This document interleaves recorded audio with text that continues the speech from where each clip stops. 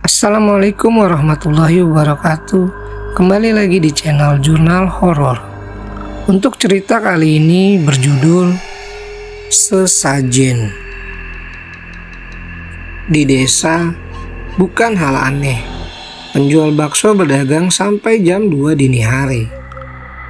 Nah, waktu itu karena dagangannya masih sisa beberapa mangkok, beliau kebetulan lewat sebuah jalan tanah menuju salah satu desa.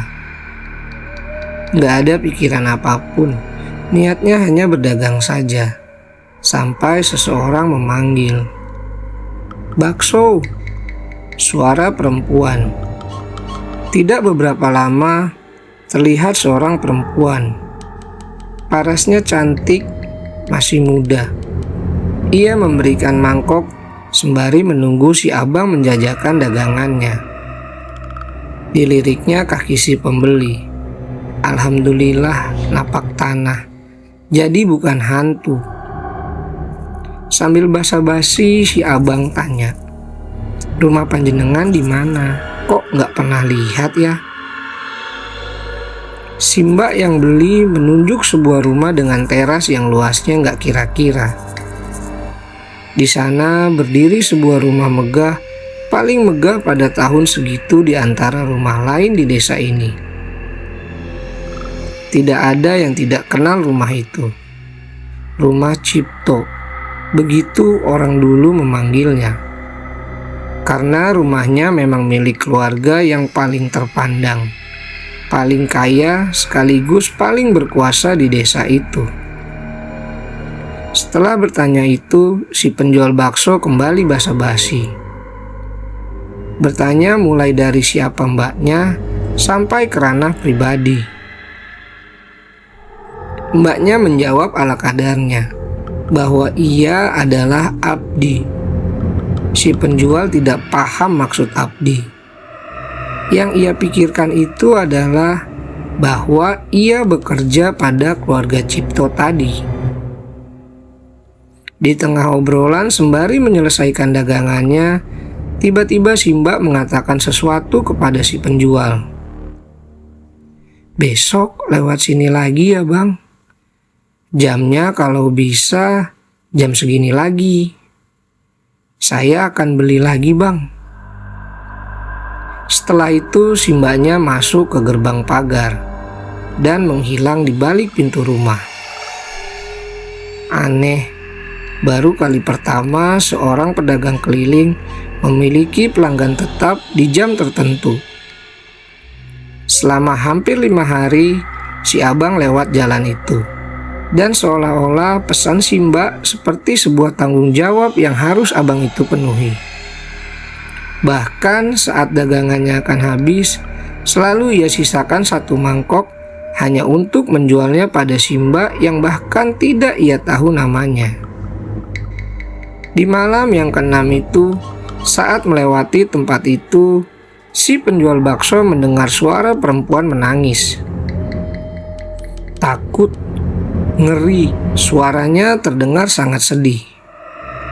Ingin lari dan kabur, namun terurungkan ketika si abang terpaku melihat di samping pagar si mbak yang rupanya menangis. "Mbaknya kenapa menangis?" Si mbak yang kaget kemudian berpura-pura bahwa ia tidak menangis. Entah apa alasannya untuk meyakinkan abang penjual bakso itu. Meski berbohong, si abang tidak mau ikut campur lebih jauh tentang masalahnya. Singkat cerita, si abang kemudian menjajakan dagangannya. Malam itu ia kasih gratis agar si mbak tidak sedih lagi. Saat itulah si mbak lagi-lagi mengatakan hal yang tidak dimengerti. "Besok abang gak perlu lewat sini lagi. Toh saya sudah gak di sini lagi."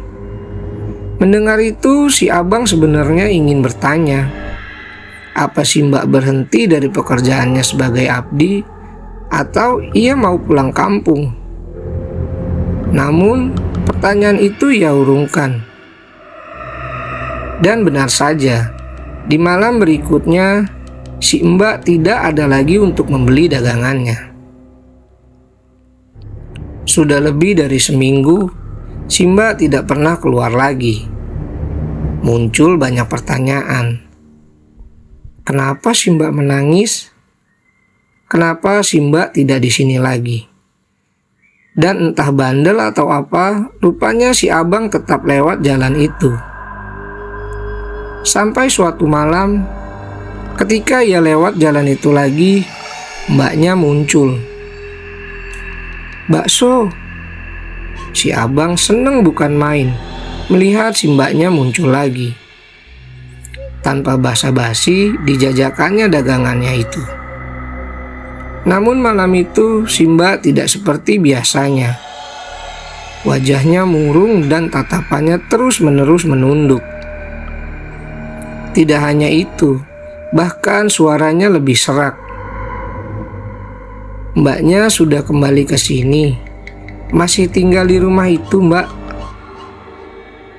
"Tidak, Mas," kata si mbak. Kemudian ia menunjuk sebuah kebun. Di sana banyak pohon besar, mulai dari mangga sampai jambu yang masih ada di tanah milik keluarga Cipto.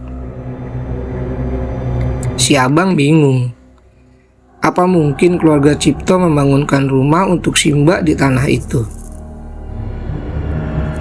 Setelah mendapatkan baksonya, si mbak pergi. Dan benar, dia tidak masuk ke gerbang rumah, tapi menghilang di kebun tadi. Si masnya langsung kabur. Sesampainya di rumah, si abang gak bisa tidur. Terbayang wajahnya si mbak. Selain itu, bulu kuduknya merinding dan benar-benar gila. Dari samping rumah si abang ada suara perempuan menangis. Namun si abang tidak berani memeriksa. Ia terus berdoa dan berdoa sampai tertidur.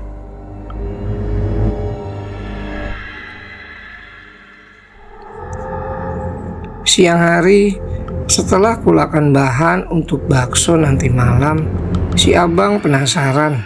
Kemudian ia tidak sengaja lewat jalan itu. Tanpa pikir panjang, ia parkirkan sepeda ontelnya lalu masuk ke kebun itu.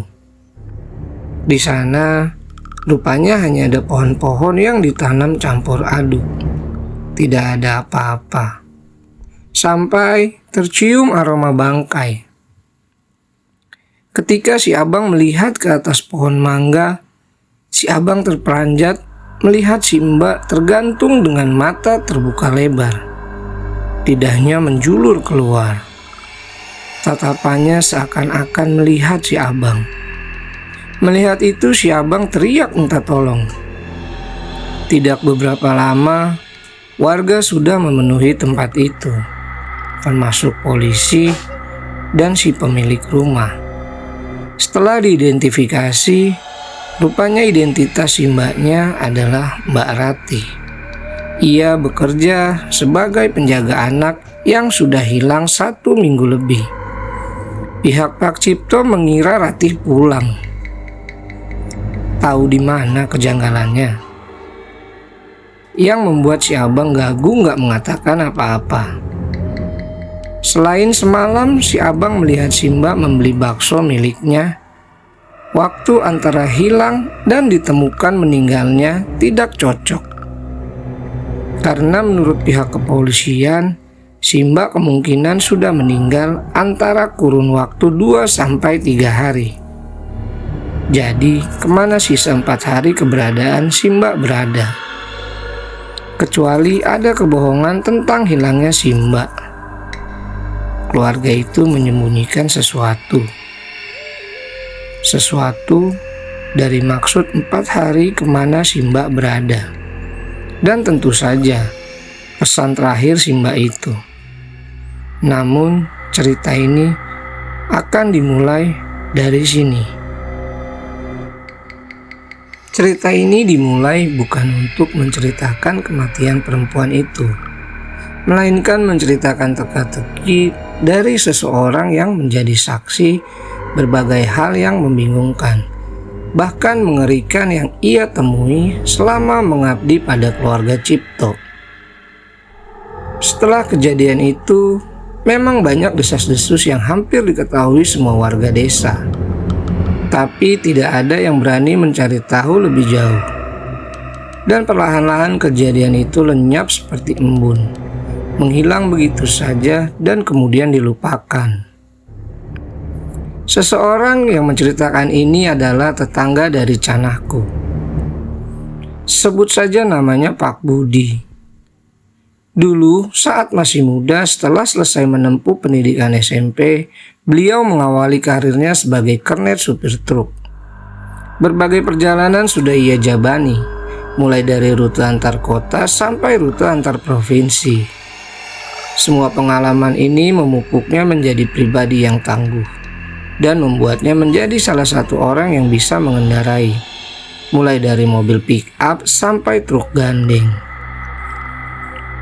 Karena dirasa jalan hidup sebagai sopir ekspedisi tidak membuatnya menjadi pria yang mapan dengan segala tuntutan bahwa ia adalah anak pertama yang harus sukses, Pak Budi pun berhenti menjadi supir truk. Sebuah jalan terbuka ketika tetangganya memberitahu bahwa keluarga Cipto sedang mencari seorang supir pribadi. Semua tahu siapa keluarga Cipto. Terlepas dari desas-desus yang tersebar, Pak Budi nekat melamar kerja dan hari itu juga ia diterima bekerja di sana. Karena saat itu tidak banyak orang bisa menyetir mobil seperti saat ini.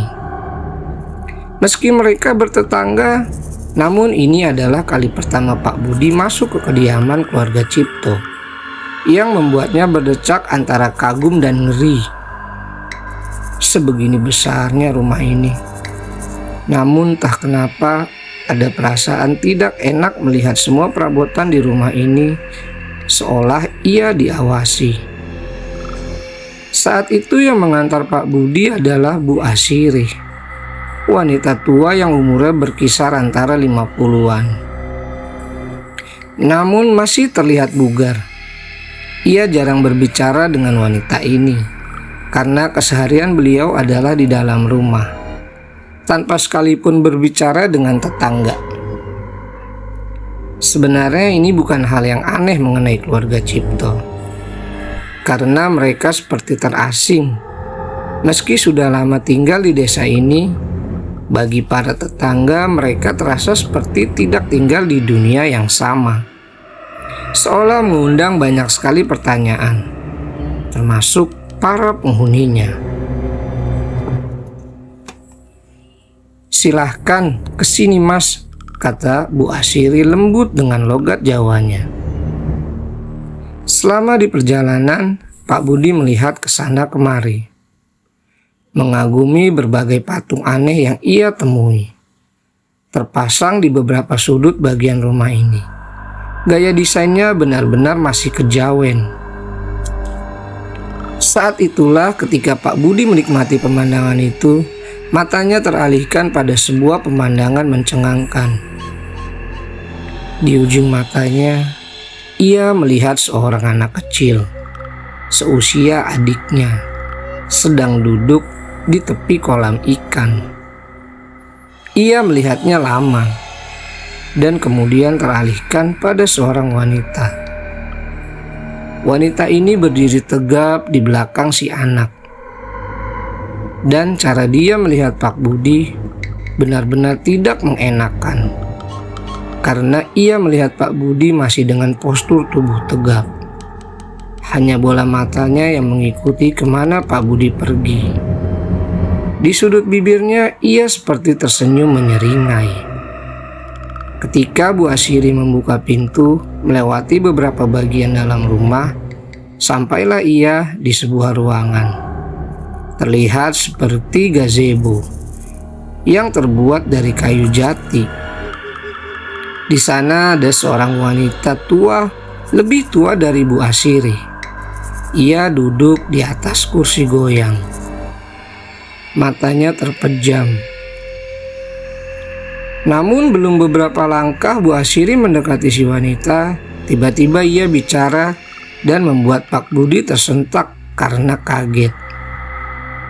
"Ini ya yang akan jadi supir baruku."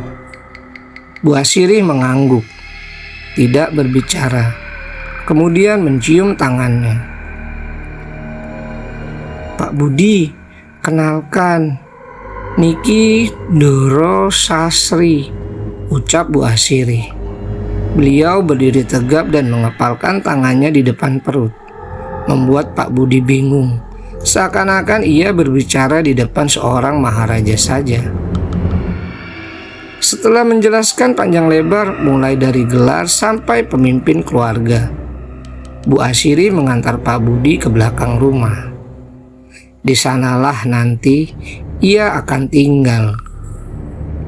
Meski bertetangga, keluarga Cipto menginginkan pengabdian dari Pak Budi selama 24 jam dan harus siap. Untuk itu dibuatlah kamar itu yang memang khusus untuk sopir yang bekerja untuk keluarga ini.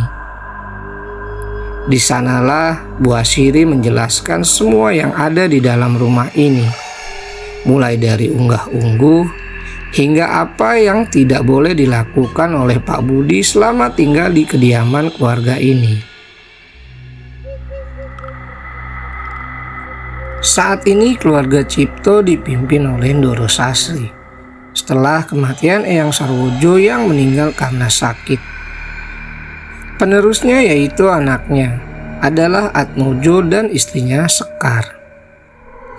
Namun mereka sudah lama tidak tinggal di sini lagi.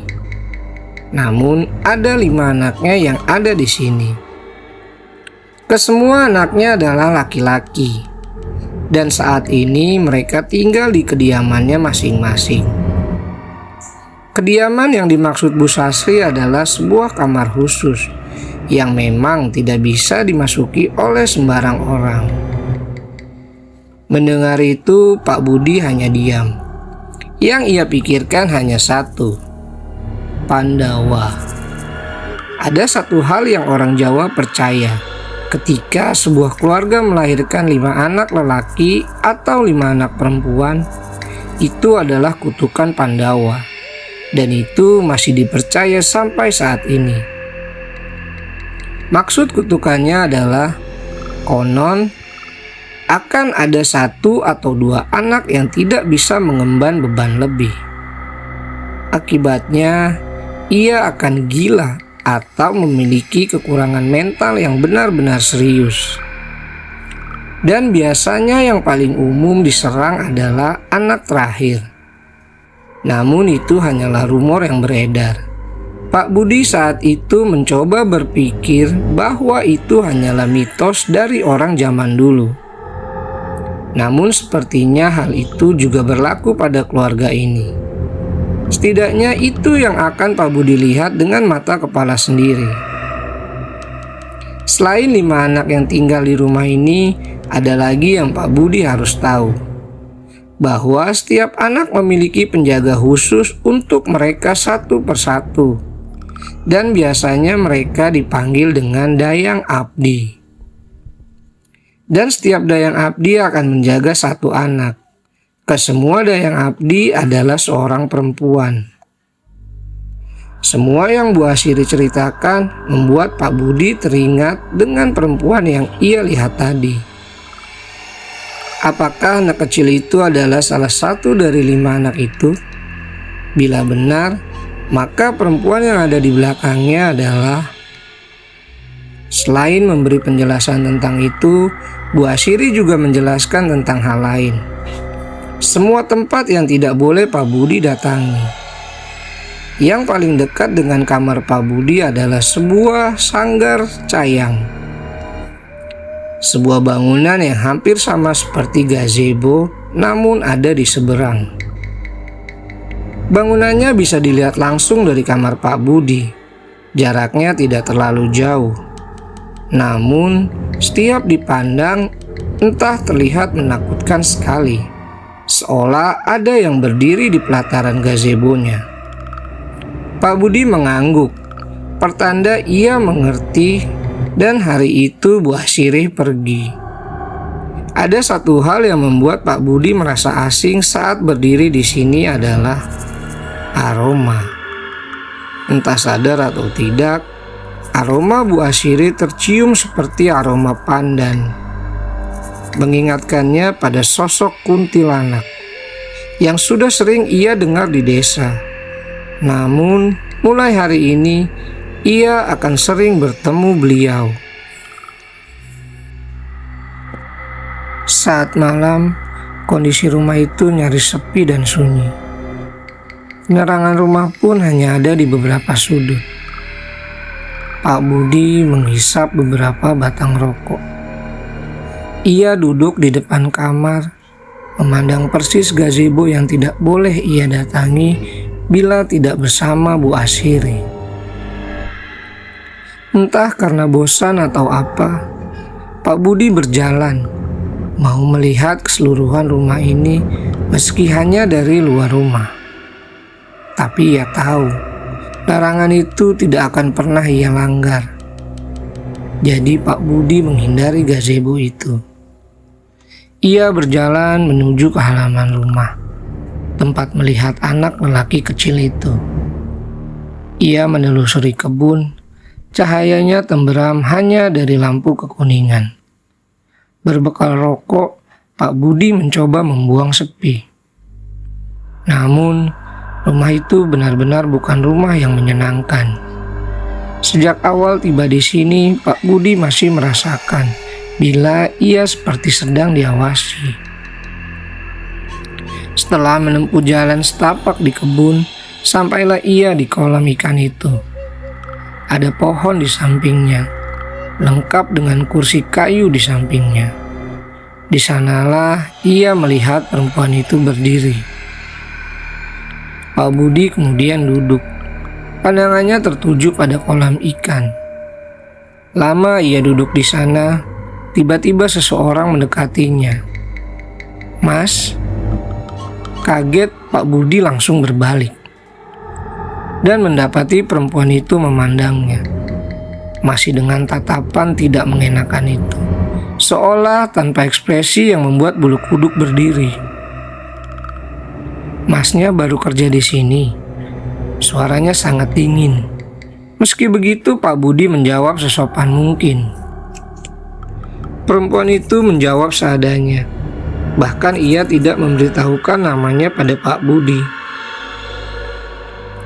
Ketika mereka masih saling berbincang satu sama lain, tiba-tiba Pak Budi baru menyadari. Di belakang perempuan itu, anak lelaki itu bersembunyi di balik badan perempuan itu, mengintip dengan ngeri, seolah-olah Pak Budi memberinya ketakutan tersendiri. Satu hal yang Pak Budi ingat sebelum perempuan itu pergi. Kalau jadi Anda, kalau sudah malam seperti ini lebih baik tidak kemana-mana. Anda belum tahu apa yang ada di sini. Permisi, Mas. Dengan senyuman menyeringai si perempuan pergi, meninggalkan Pak Budi sendiri di dalam keheningan. Seketika ketakutan seperti merasuki Pak Budi. Rumah ini benar-benar bukan rumah yang bagus untuk tinggal, batin Pak Budi malam itu. Tidak ada yang bisa diajak bicara layaknya manusia dengan manusia di lingkungan rumah ini kecuali dengan Pak Sasongko. Pria Parubaya yang sehari-harinya bekerja sebagai tukang kebun di rumah keluarga Cipto. Selain orangnya yang humoris, beliau juga sering memberikan wejangan.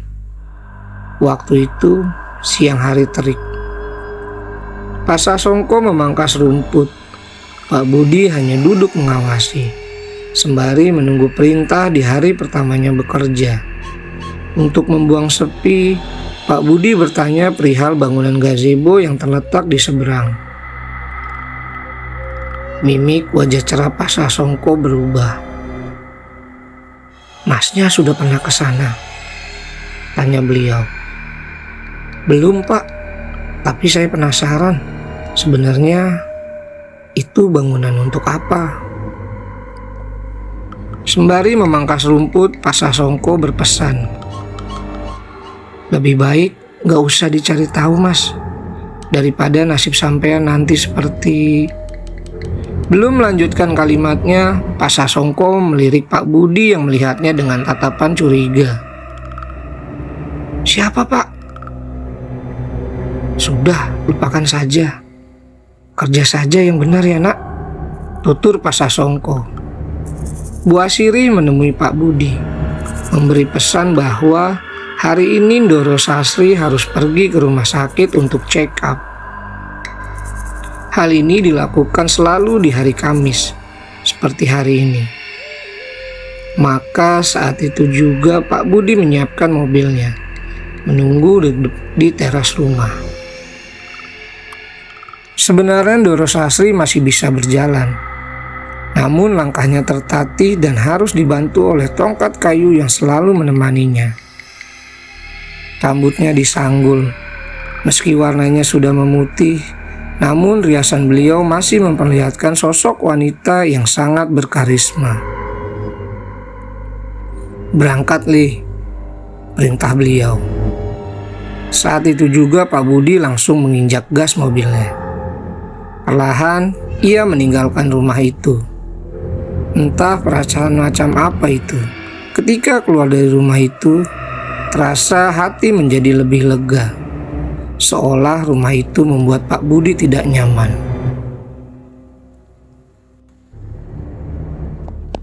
"Le, kerasan karo Gria Mungki." Gria Mungki itu adalah sebutan untuk rumah itu. Tidak banyak yang tahu, bahkan warga desa itu sendiri. Termasuk Pak Budi bila tidak diberitahu oleh Bu Asiri tentang sejarah rumah itu. Rumah turun-temurun dengan adat yang masih terjaga. "Kerasan, Doro," kata Pak Budi. "Panggil Bu saja, awakmu Gu Asiri. Paham yole?" tutur Ndoro Sasri. Pak Budi pun mengangguk.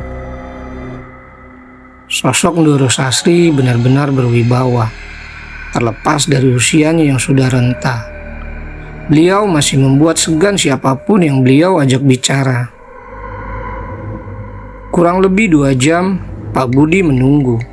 Akhirnya Ndoro Sasri keluar.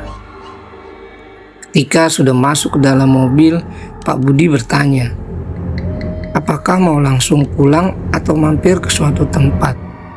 Dengan tatapan tegas Ndoro Sasri memberi sebuah alamat. Saat melihatnya, Pak Budi terhenyak sesaat. "Kita kesini, Bu." Ndoro Sasri mengangguk. Tanpa pikir panjang, Pak Budi pun melesat ke tempat itu. Saat sampai di sana, ada beberapa orang yang sudah sepertinya menunggu. Pak Budi membantu majikannya turun dari mobil, menggandengnya dan menuju sebuah kamar di gedung itu. Tempat itu adalah untuk lokasi atau nama gedungnya kita samarkan saja ya. P.K. JA.A.K.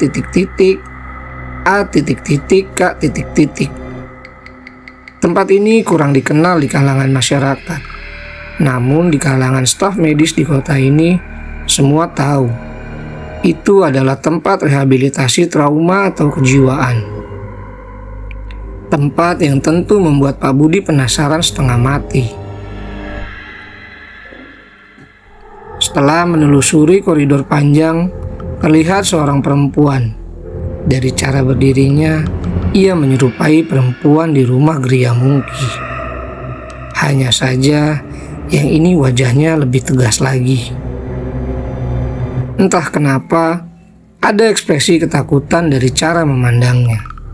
Ia membungkuk kemudian membuka pintu. "Beliau di dalam, Doro." Cara berbicaranya pun gemetar. Tidak dijawab, Ndoro Sasri langsung masuk. Di dalamnya ada seorang pria berkisar di usia 20-an. Hanya saja sikap dan perilakunya aneh. Ia hanya duduk, matanya kosong, memandang ke tembok. Pak Budi yang melihat itu hanya diam, tertegun lama. Berbeda dengan Pak Budi, Si perempuan tampak gelisah. Terlihat dari bagaimana ia memainkan jemarinya, tanda tidak tenang. Ketika si lelaki tak dikenal itu melihat Ndoro Sastri, ia menjerit. Matanya melotot. Ketakutan, ia beringsut mundur. Jeritannya juga terdengar aneh. Tidak seperti jeritan ketika seseorang berteriak ketakutan atau panik. Jeritannya tampak sumbang. Si perempuan yang sedari tadi melihat seperti ingin masuk ke ruangan itu, namun ia ketakutan juga. Hal terakhir yang diingat Pak Budi adalah Ndoro Sastri memeluknya. Meski kesusahan dengan tongkat di tangannya, ia berhasil memeluk lelaki tak dikenal itu. Ada tangis pecah, dan kemudian Ndoro Sastri seperti berbisik sesuatu. Si lelaki yang histeris tiba-tiba terdiam, benar-benar menjadi diam, tak berteriak lagi. Pak Budi meninggalkan tempat itu. Sore hari, ada satu kalimat yang masih diingat setiap terbayang kejadian itu. Perempuan itu, ia bertanya pada Pak Budi, Masnya percaya dengan yang namanya jejak? Mumpung Masnya belum tahu, lebih baik cari kerjaan lain saja, Mas. Saat itu Pak Budi masih belum paham maksud kalimat jejak itu. Jadi hampir setelah kejadian itu, Pak Budi terus terbayang-bayang. Setelah pekerjaan itu selesai, Pak Budi mencoba melupakan semuanya. Ia tidak tahu siapa lelaki itu. Siapa perempuan yang menyerupai Dayang Abdi atau apapun itu. Belum. Setelah hari mulai petang, Pak Budi menunaikan sholat di kamarnya. Mungkin karena tidak fokus atau apa, selama sholat ia merasa ada wajah wanita tua terbayang-bayang di setiap Pak Budi mencoba khusyuk.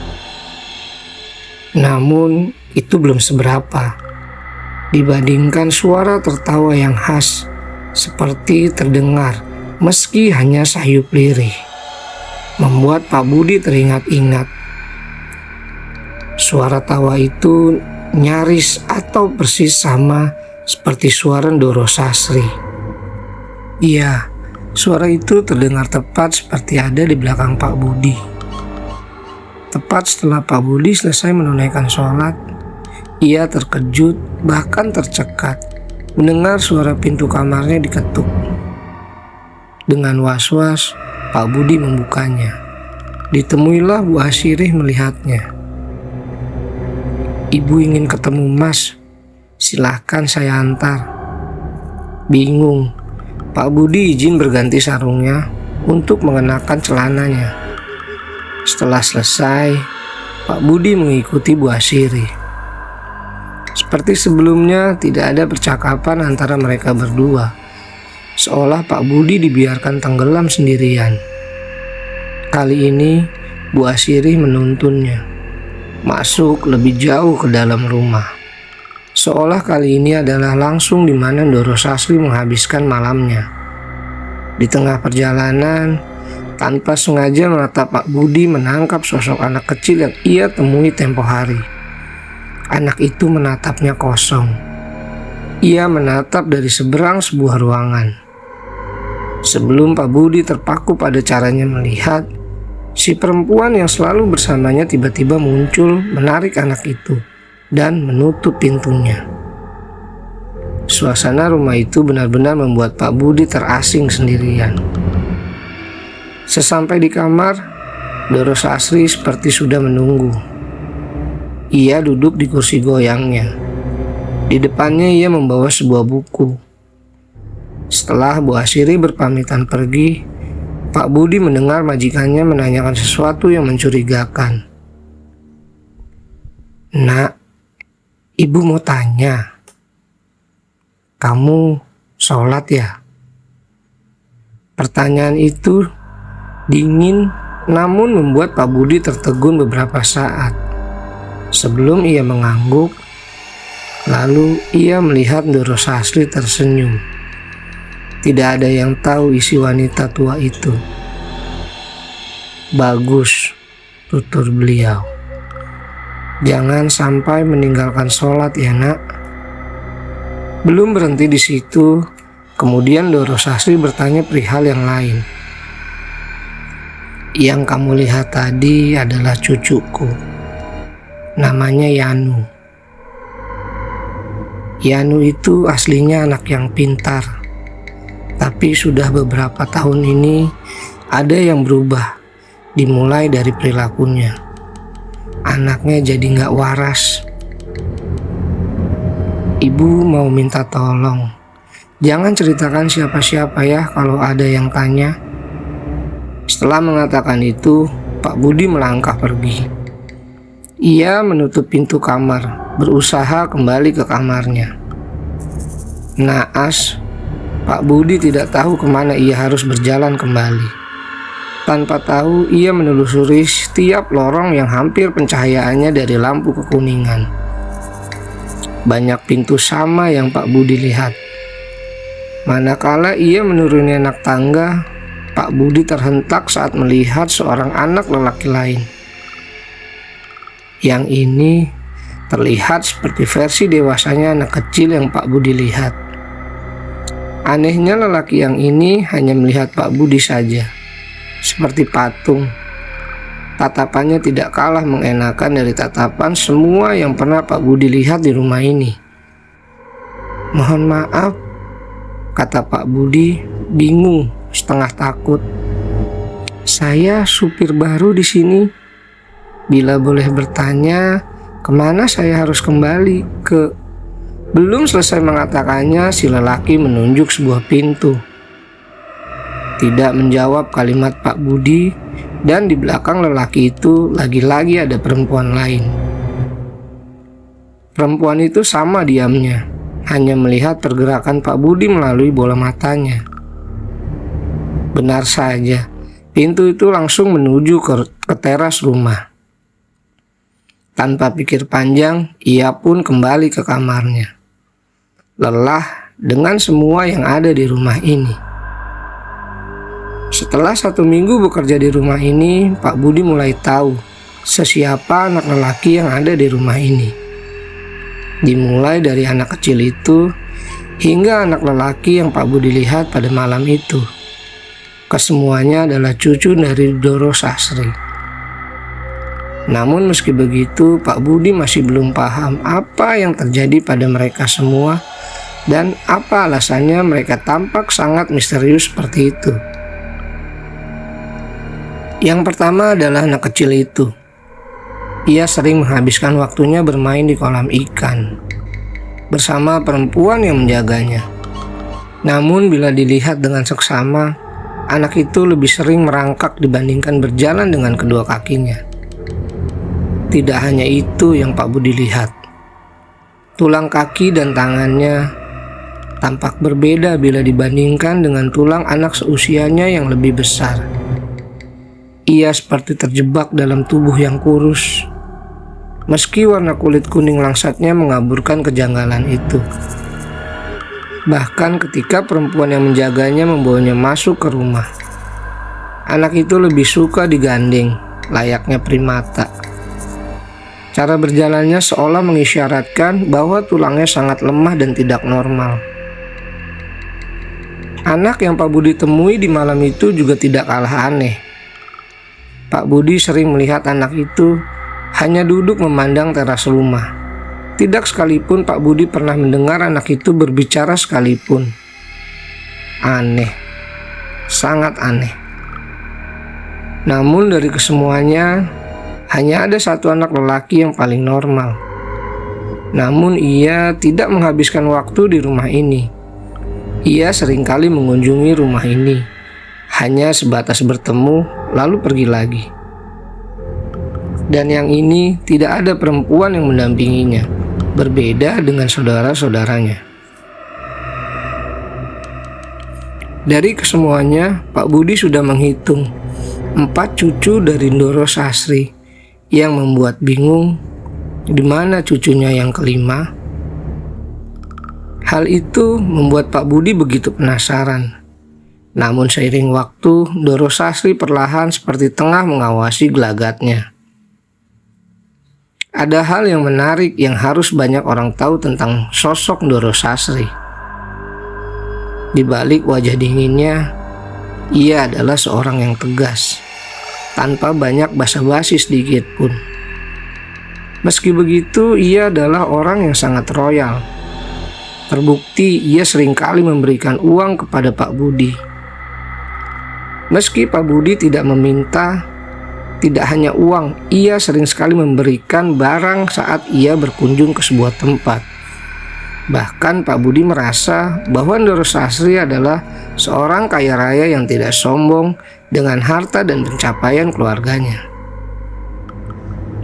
Namun tetap saja tidak ada yang tahu isi hati manusia, terlebih saat kejadian di malam itu.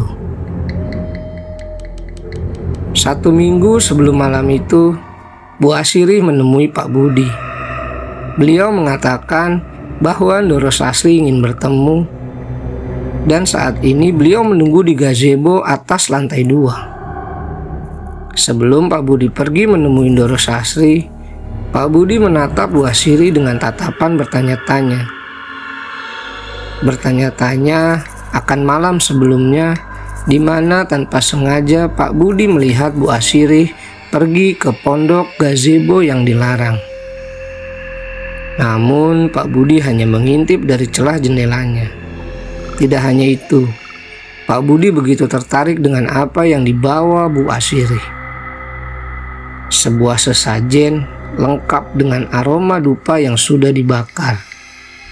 Semenjak saat itu, Pak Budi semakin yakin ada yang disembunyikan di rumah ini. Ketemulah Pak Budi, sama seperti sebelumnya. Ndoro Sasri hanya duduk di atas kursi goyangnya. Melihat Pak Budi, ia mengisyaratkan senyuman, kemudian menyuruh Pak Budi untuk duduk. Dengan suara tegasnya yang terdengar seperti orang-orang tua kebanyakan, Ndoro Sasri bicara. "Nak, minggu depan antar ibu ya ke Gunung Ka. Mungkin nanti akan menginap di sana. Bisa ya?" "Menginap berapa hari ya, Bu?" "Bisa 3 hari, bisa 2 hari. Tergantung urusannya selesai apa belum." "Ya Bu, bisa," tutur Pak Budi.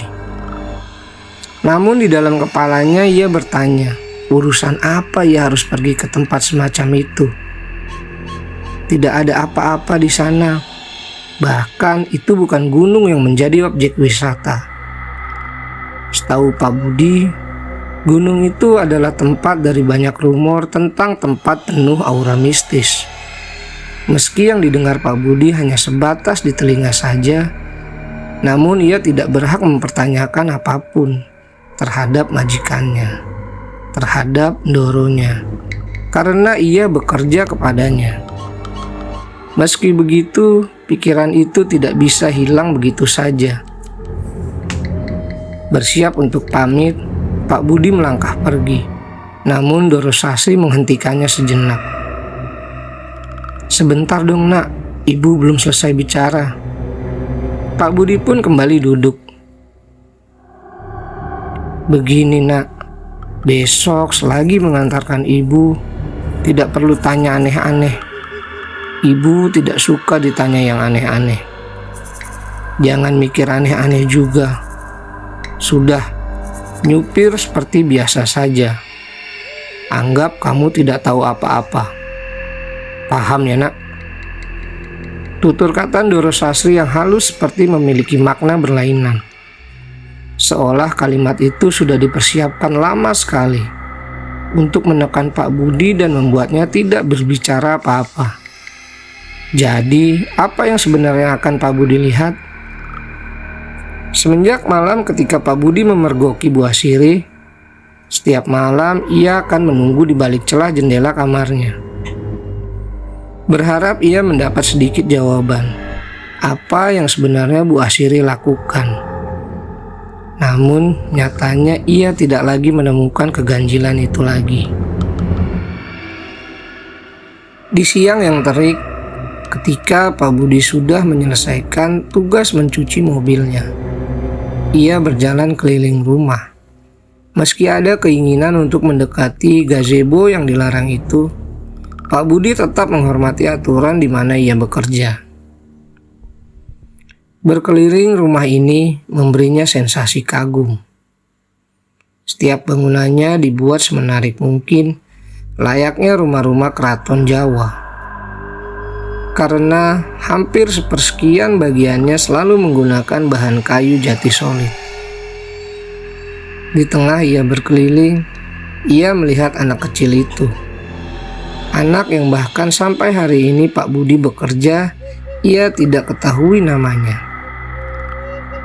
Pak Budi mendekatinya, berharap bisa menyapanya. Karena ia adalah bagian dari keluarga tempat ia bekerja. Berbekal permen di kantongnya, Pak Budi semakin mendekati si anak. Suara langkah kaki Pak Budi membuat si anak mengetahui kedatangannya. Ia menoleh dengan mata bundarnya. Mata mereka saling melihat satu sama lain. Pak Budi tersenyum. Namun si anak menatapnya begitu saja. Benar-benar cara menatap yang membuat semua orang tidak nyaman. "Dek, mau permen?" kata Pak Budi. Si anak masih diam, tidak ada kalimat atau gerakan tubuh. Setelah dirasa tidak ada tanggapan, si anak masih tidak juga merespon apa yang Pak Budi tawarkan. Ada sesuatu yang ganjil yang terjadi pada si anak. Ia tersenyum, menunjukkan dua gigi depannya yang berlubang. Kemudian ia menunjuk Pak Budi. Cara menunjuknya tidak seperti cara menunjuk anak seumurannya. Tangannya gemetar naik turun, seperti layaknya anak berkebutuhan khusus.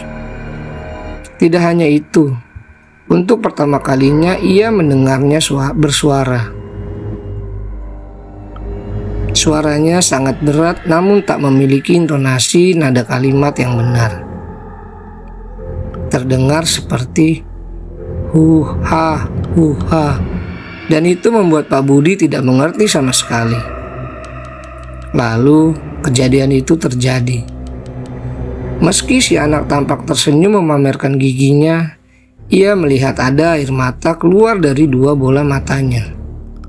Seakan-akan ia menangis. Menangis dengan ekspresi wajah tersenyum. Lalu si anak membenturkan kepalanya ke lantai keras sekali. Hal itu membuat Pak Budi berlari menghentikan si anak. Ia tidak tahu saat memegang si anak itu meronta meminta Pak Budi melepaskannya. Kuat sekali cengkraman anak itu. Hal yang Pak Budi ingat adalah ia melihat perempuan yang menjaga si anak datang dengan ekspresi kaget, melepaskan Pak Budi dari si anak dan membawanya pergi. Sebelum pergi, ada tatapan marah di wajah si perempuan kepada Pak Budi. Hal itu membuat Pak Budi bingung.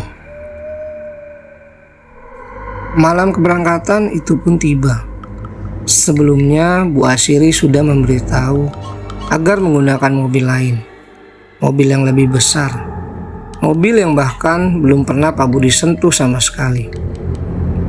Hal itu tidak menimbulkan kecurigaan apapun. Tidak sampai ia tahu siapa saja yang pergi. Malam itu Pak Budi sudah memarkirkan mobilnya di halaman rumah, menunggu kedatangan Doro Sastri. Dari jauh Pak Budi melihat dengan mata kepala sendiri.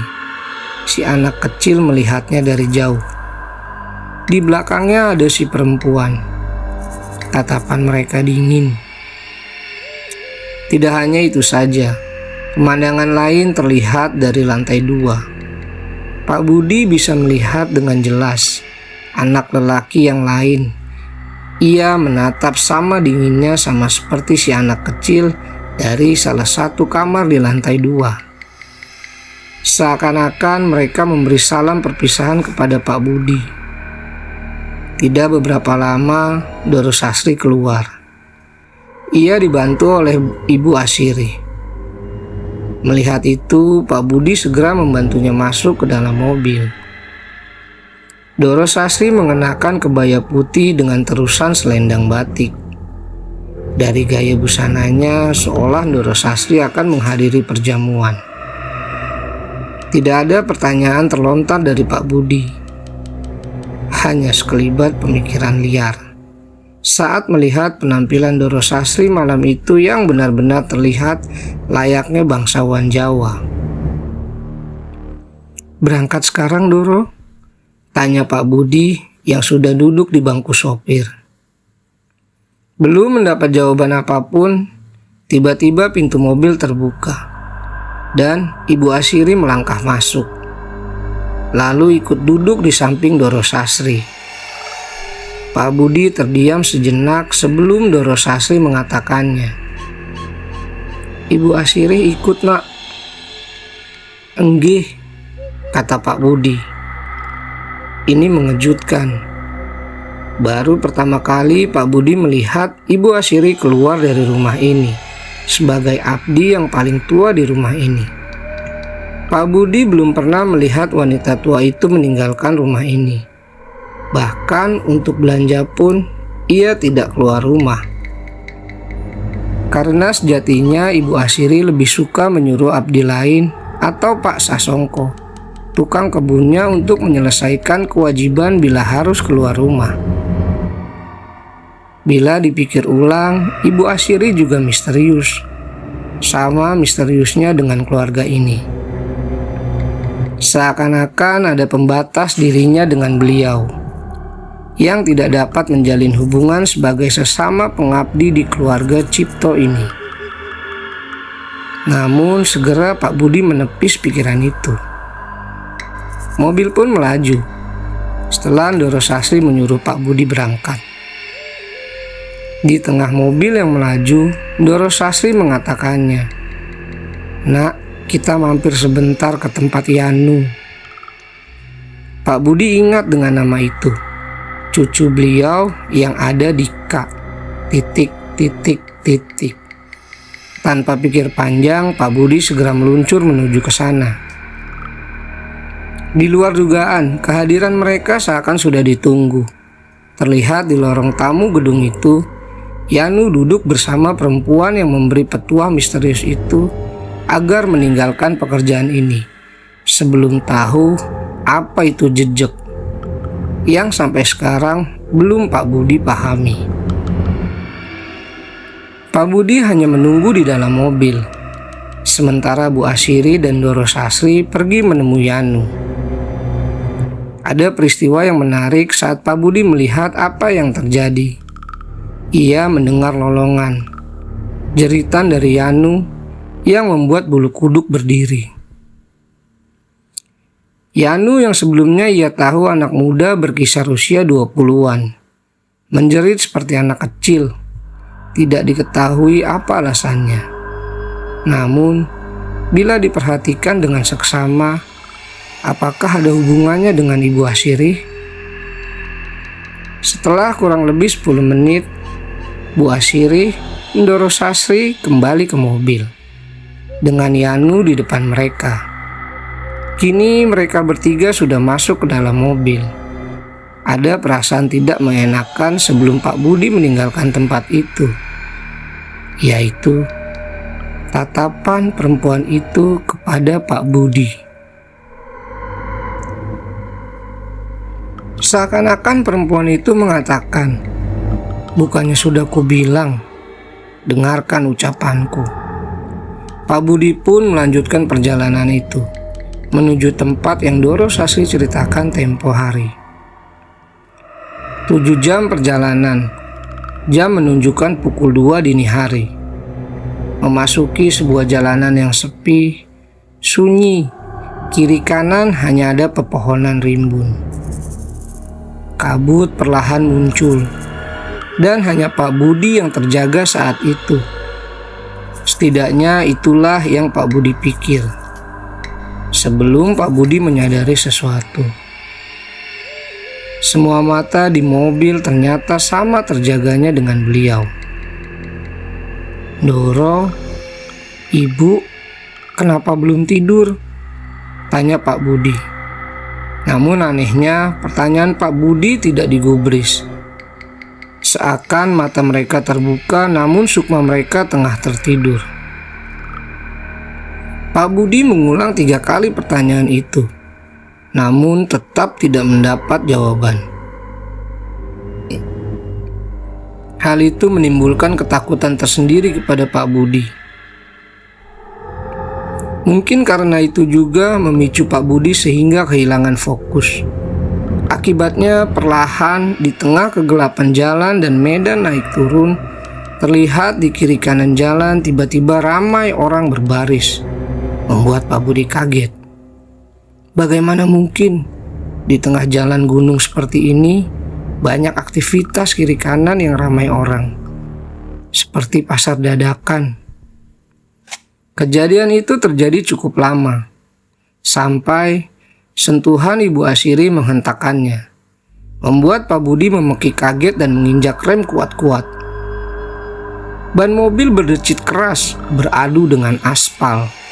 Sebelum berhenti total, Bu Asiri melihat Pak Budi dengan tatapan dingin. "Bu, ada apa ini?" tanya Pak Budi kaget. Tepat di depan Pak Budi ada sebuah pohon besar dan mobil sudah keluar dari jalur aspal. "Sudah, nggak apa-apa, nggak usah dipikirkan. Ayo lanjutkan perjalanannya, sudah dekat kok." Bu Asiri kembali duduk. Mata Yanu masih kosong, begitu juga dengan Doro Sastri. Bingung, Pak Budi yakin tadi melihat banyak keramaian orang di kiri kanan jalan. Seperti apa yang baru saja terjadi, hanya kilasan mimpi. Untuk ukuran peristiwa bahwa mobil akan menghantam pohon, tak ada satupun orang yang berwajah panik. Hanya Pak Budi sendiri yang panik. Setelah menempuh 1 jam perjalanan lagi, mereka melihat sebuah gapura. Tidak diketahui ada gapura di tanah gunung ini. Ibu Asiri yang menyuruh masuk ke gapura itu. Seakan Ibu Asiri sudah seringkali melewati jalanan ini. Tanpa bertanya, Pak Budi menurut saja. Meski jalanan tidak beraspal, tanahnya tampak sering dilewati oleh mobil. Dengan samping kiri kanan masih pohon lebat. Cukup jauh dari jalan utama, sebelum mencapai sebuah gerbang singgah, berdiri sebuah villa besar. Di depannya ada tulisan Villa T.S. Pak Budi melirik tulisan pada papan tua yang dibuat dari papan kayu yang sudah tua. Bangunannya menyerupai bangunan Belanda. Yang Pak Budi pertama pikirkan tentang bangunan itu mungkin adalah bangunan milik pribadi dari Doro Sastri. Yang menjadi masalah adalah di luar villa sudah ada mobil lain terparkir. Villanya bagus sekali, hanya pencahayaannya yang kurang di sana-sini. Pak Budi memarkir pelan. Dari luar ada lelaki yang membukakan pintu, membantu Doro Sastri keluar. Lirikannya membuat Pak Budi merinding, karena dari caranya melihat seperti bukan Doro Sastri yang Pak Budi kenal. Bukan hanya Doro Sastri, Yanu juga dibantu keluar. Mereka membawanya masuk ke villa. Sementara Ibu Asiri meminta Pak Budi menunggu di dalam mobil. Tidak lama kemudian, Ibu Asiri masuk ke villa. Pak Budi berdiam sendirian, melihat bahwa samping villa hanya ada pepohonan gelap. Pak Budi keluar dari mobil. Ia duduk di atas kap mobil, menyalakan sebatang rokok. Ia merasa ngeri bila memperhatikan sekitar. Masih bingung siapa pemilik mobil lain di sini. Dan apa yang sebenarnya dilakukan majikannya di tempat seperti ini. Tidak berapa lama, terdengar suara orang memanggil. Pak Budi pun melihat dari jauh. Ibu Asirih memanggilnya, melambaikan tangannya. Pak Budi pun bersiap menuju ke sana. Sebelum ada seseorang tiba-tiba keluar dari mobil terparkir. Rupanya sedari tadi di dalamnya ada orang lain. "Jangan mendekat, Mas," kata orang asing itu. Logatnya seperti logat orang Ja. "Di mana, Mas? Itu teman saya yang memanggil." Orang asing itu masih diam, lalu berujar dengan nada bertanya, "Yakin itu temanmu yang baru keluar dari mobil, Mas?" Ucapan orang itu membuat Pak Budi bingung. Tepat ketika melihat Ibu Asirih lagi. Tidak ada orang yang berdiri di sana. Hanya lorong villa yang gelap. Di tempat seperti ini, hal seperti itu sudah biasa, Mas. Anggap saja ada yang ingin kenalan. Pak Budi pun mendekati orang itu. Orang itu memberitahunya kalau dia memang dari kota Ja. Alasan kenapa dia ada di sini karena ia baru saja mengantarkan majikannya.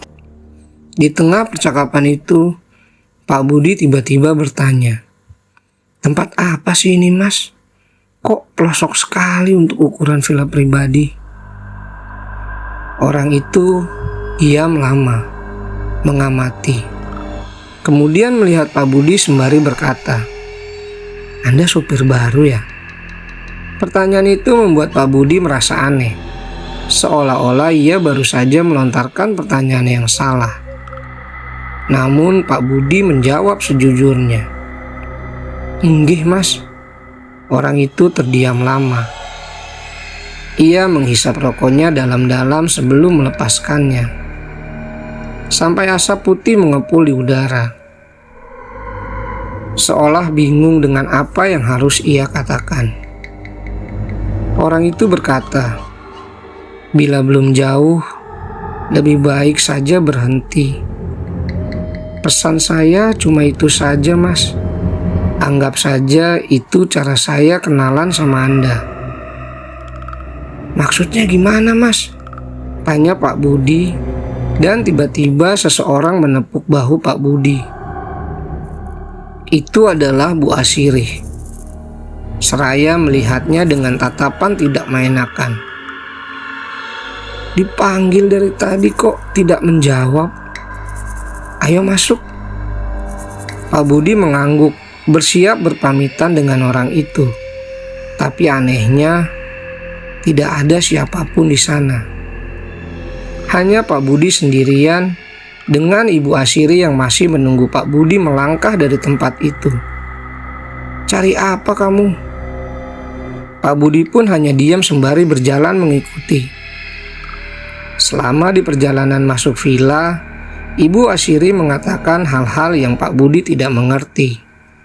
Tentang unggah-ungguh menjadi abdi sebuah keluarga, tentang sejarah, dan bagaimana adat istiadat dijaga di sebuah keluarga.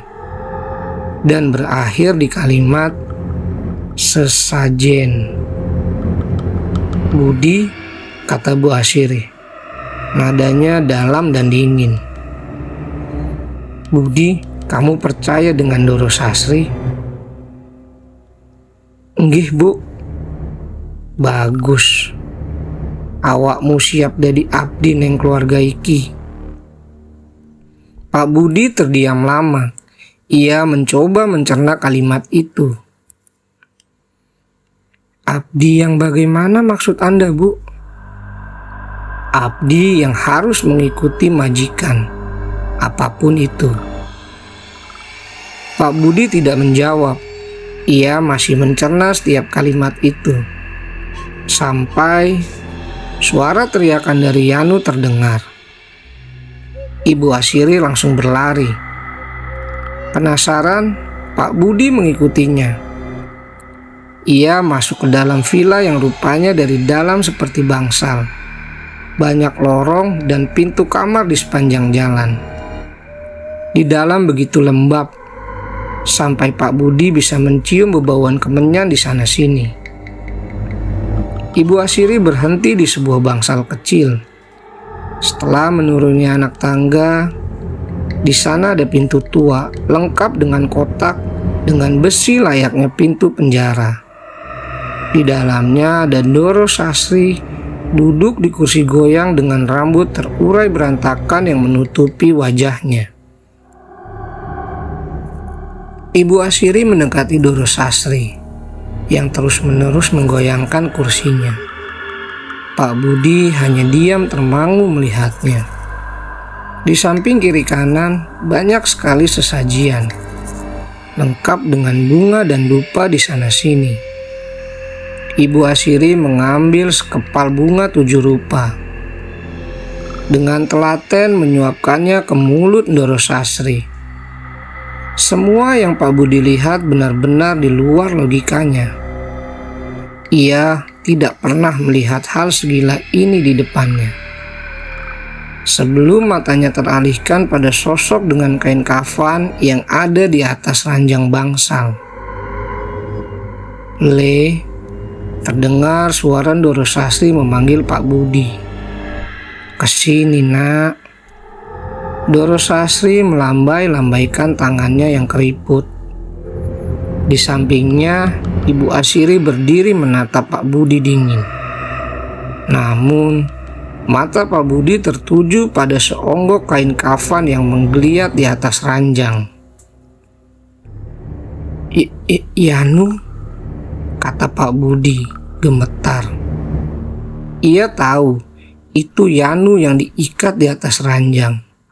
Namun, Pak Budi tidak mengerti apa yang terjadi di sini. Anehnya, ketakutan yang Pak Budi rasakan malah menuntunnya mendekati Doro Sastri yang terus melambai-lambaikan tangannya. "Nak, kamu mau jadi abdinya Mbah?" "Mbah," kata Pak Budi mengulangi. Doro Sastri tidak pernah menyuruhnya memanggil si Mbah. Beliau lebih suka dipanggil ibu, pikir Pak Budi. Dan setelah memikirkan itu, Doro Sastri tertawa, membuat Pak Budi bergidik. Ibu Sastri mendekati Pak Budi, kemudian menuntunnya mendekati Yanu. Ia benar-benar diikat dengan 5 titik tali pocong, sudah menyerupai jenazah. "Mandikan." Tempat di samping ranjang ada sebuah kendi besar berisi air, lengkap dengan gayung dari batok kelapa. Pak Budi menyiramkan air itu ke tubuh Yanu. Wajahnya ditutup dengan kain, sehingga kemungkinan ia kesulitan untuk bernafas. Air yang disiramkan terdapat bunga 7 rupa. Tidak hanya itu, di bawah ranjang rupanya ada sepotong ayam cemani yang kepalanya sudah dipenggal. Tidak mengerti, namun Pak Budi menurut saja. Ia begitu ketakutan malam itu. Tidak beberapa lama, Doro Sastri turun dari kursi goyangnya. Ia berjalan tertatih-tatih menuju Pak Budi. Caranya berjalan nyaris seperti cara berjalan orang tua pada umumnya. Hanya saja ia lebih bungkuk. Tepat ketika Doro Sastri sudah di depan Pak Budi, ia melihat Yanu kemudian menangis di atasnya. Pak Budi beringsut mundur, masih tidak mengerti. Dengan cekatan ia melepaskan satu persatu ikatan tali pocongnya. Kemudian menelannya bulat-bulat. Pak Budi yang melihatnya mual. Yanu yang sedari tadi menggeliat tiba-tiba terbujur kaku. Ia tidak lagi bergerak sama sekali. Doro Sastri kemudian mendekati Pak Budi, membawanya keluar dari ruangan itu. Ia menutup pintu, menuntun Pak Budi menjauh dari tempat itu. Di sebuah tempat yang jauh dari ruangan itu, Doro Sastri duduk di depan Pak Budi yang tampak syok. Ia tidak tahu apa yang ia perbuat malam ini. Sekarang tanyakan semua pertanyaan yang ingin kamu tahu. Siapa Anda sebenarnya? Tanyakan yang lain saja. Siapa yang ada di dalam tubuh ibu? Yang lain. Yanu meninggal. Ibu Asiri menggelengkan kepala. Enggak, ragane tok sing mati. Saya bagaimana, Bu? Ibu Asiri tersenyum melihat Pak Budi. Ia tahu pemuda di depannya sudah ketakutan setengah mati. Tergantung.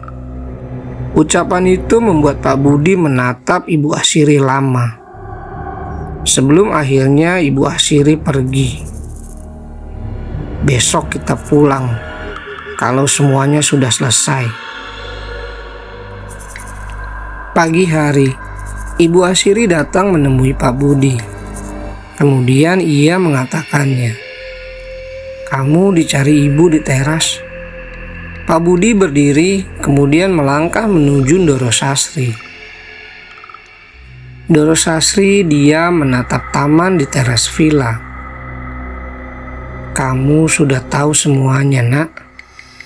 Pak Budi hanya menggelengkan kepala. "Asiri belum cerita ya?"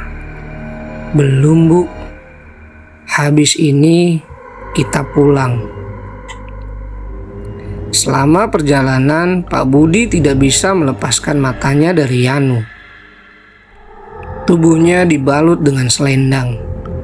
Matanya sayu, kosong seperti tidak bernyawa. Di dalam batin Pak Budi bergemuruh keinginannya untuk berhenti dari pekerjaan ini. Namun, ia terganjal. Bagaimana bila hal buruk menimpanya? Apa yang akan terjadi dengan keluarganya? Bagaimana bila ia menceritakan ini kepada orang lain? Adakah yang percaya? Bukti apakah yang bisa ia buktikan? Sesampainya di Gria, Doro Sastri mengajaknya ke gazebo yang dilarang itu. "Kamu penasaran kan dengan tempat itu?" Anehnya Pak Budi menjawab, ia tidak penasaran lagi. "Tidak, Bu. Kok begitu?" "Oh iya, kamu sudah tahu apa yang ada di sana." "Iya, Bu, saya menebak. Itu cucu pertama ibu, kakaknya Yanu." "Jadi kamu sudah tahu semuanya." Pak Budi mengangguk. "Kamu tetap mau berhenti?" "Enggih, Bu," kata Pak Budi. "Saya belum berjanji untuk mau saat Ibu Asiri menawari permintaannya mengabdi pada Ibu." "Saya sudah tahu." Hari itu Pak Budi meninggalkan tempat itu. Ia bercerita kepada keluarganya, namun anehnya semua yang Pak Budi ceritakan seperti tidak digubris oleh keluarganya. Seakan-akan semua orang sudah tahu. Bapaknya menyuruh Pak Budi bertemu dengan seseorang, saudara jauhnya. "Kamu harus dilindungi mulai hari ini." Berangkatlah Pak Budi menemui saudara jauh atas perintah bapaknya. Di sana rupanya ia sudah ditunggu. Namun ada kejadian yang hampir menghilangkan nyawa Pak Budi saat menuju ke sana. Ia hampir saja dihantam truk dari depan saat sepeda motor RC-nya kehilangan kendali. Untungnya Pak Budi masih diberi selamat, karena ia bisa langsung berdiri dan menghindar. Detik itu ia tahu apa maksud ucapan bapaknya, bahwa ia harus dipagari mulai sekarang. Saat motornya diperiksa, di antara ban luar dan ban dalam ditemukan potongan bambu kuning, sehingga ketika motor bergerak membuat ban menjadi selip dan akhirnya hilang kendali. Bahkan saat dilihat, orang yang memeriksanya ikut kaget. "Mas, Anda diincar orang ya? Kok bisa bilang begitu, Pak? Mana bisa orang memasukkan benda seperti ini ke dalam ban? Kalau bukan ilmu hitam." Pak Budi hanya bisa berdoa diberikan selamat sampai tujuan. Dan ketika ia sampai di sana, Pak Budi menceritakan semuanya kepada saudaranya itu. Saudaranya hanya mengangguk, mengerti, bahkan ia tahu di belakang Pak Budi ada puluhan jin mengikutinya. Namun sudah diusir saat menginjak perkarangan rumah ini. Di sanalah Pak Budi diberitahu apa yang sebenarnya terjadi di keluarga itu. Sosok yang kamu lihat di malam itu adalah kepala keluarga. Ia selalu ikut kepada keturunannya atas perjanjian yang ia buat dengan jin yang selama ini menjadi satu ikatan dengan keturunan-keturunannya. Kain kafan hanya simbol. Ia hidup dari memakan sukma keturunannya. Kalau saya tanya, ada yang aneh nggak sama keluarganya, sama anak-anaknya, sama cucu-cucunya? Tanya saudara Pak Budi. Semua cucunya sikapnya aneh semua. Saudara Pak Budi tersenyum kecut mendengarnya. Keluarganya tidak akan bisa utuh. Mereka harus menanggung konsekuen dari perjanjian. Entah harta, entah nyawa, yang paling kecil tunawicara. Kakaknya, ia buta. Kakaknya lagi mengalami gangguan kejiwaan. Dan yang kamu pikir ada di gazebo itu anak pertama, dia lumpuh. Maksudnya gimana? Anak yang Mas kira buta itu bisa lihat aku loh, ucap Pak Budi. Kemungkinan ia hanya bisa merasakan kehadiranmu, karena cuma kamu yang belum mengabdi pada keluarga itu. Kamu sering diperlakukan tidak menyenangkan oleh mereka kan? Mereka sedang mencoba ngasih tahu kamu biar segera pergi meninggalkan keluarga itu. Paham? Ucap lelaki itu. Tapi ada satu anak yang normal. Iya, kata lelaki itu. Dia yang nanti akan jadi pewarisnya. Dan keturunannya juga yang akan terus menanggung akibatnya. Ini semacam menanam perkara dan akan terus mengikuti. Pernah dengar kalau pesugihan itu sebenarnya mengambil rezeki dari keluargamu sendiri, dari darah dagingmu sendiri. Baiklah, jin bisa membuat dagangan kamu laris. Yang sebenarnya terjadi, rezeki yang kamu dapat dari cara sesat ini hanya mengambil jatah milik keturunanmu. Seperti itu cara pesugihan. Pesugihan apa namanya, Mas? Pesugihan dolo renca. Pesugihan yang menggunakan keluarga sendiri sebagai tumbal, ganti rugi atas apa yang mereka dapat. Bisa berupa harta yang melimpah, namun sebagai gantinya saudaranya harus rela mati sukmanya. Tahu siapa orang yang menjaga agar tradisi ini tetap ada di keluarga ini? Tanya lelaki itu pada Pak Budi. Siapa, Mas? Wanita tua yang selalu di samping majikan kamu. Siapa namanya? Asirih. Masnya tadi bilang kalau aku diperlakukan seperti itu biar sadar dan tidak terikat dengan keluarga ini. Lantas, bagaimana dengan perempuan yang sudah mengabdi untuk cucunya? Mati, kata lelaki itu. Semua manusia nantinya kan mati. Jadi ya semacam ikatan batin. Bila Sukma majikannya sudah mati, ya dia ikut mati dengan cara yang aneh-aneh. Bisa penyakit, bisa kecelakaan, bisa bunuh diri juga. Sebenarnya kamu beruntung. Majikan kamu tidak mau kamu terikat juga. Yang jahat itu si Asirih. Dia yang ingin kamu mati. Tapi tidak apa-apa. Mulai sekarang lebih dekat lagi sama Tuhan.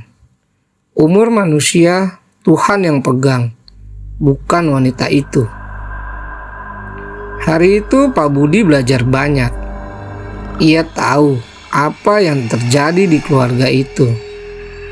Potongan pertanyaan yang selama ini tertanam di kepalanya kini terjawab. Sejak saat itu, kemanapun Pak Budi pergi, ia selalu menceritakan cerita ini kepada sahabatnya, tetangganya, saudara-saudaranya. Ia tidak mau lagi melihat ada seseorang yang ia kenal mengikuti jejak pesugihan yang bukan hanya menyengsarakan pelakunya, namun berimbas pada semua keluarganya.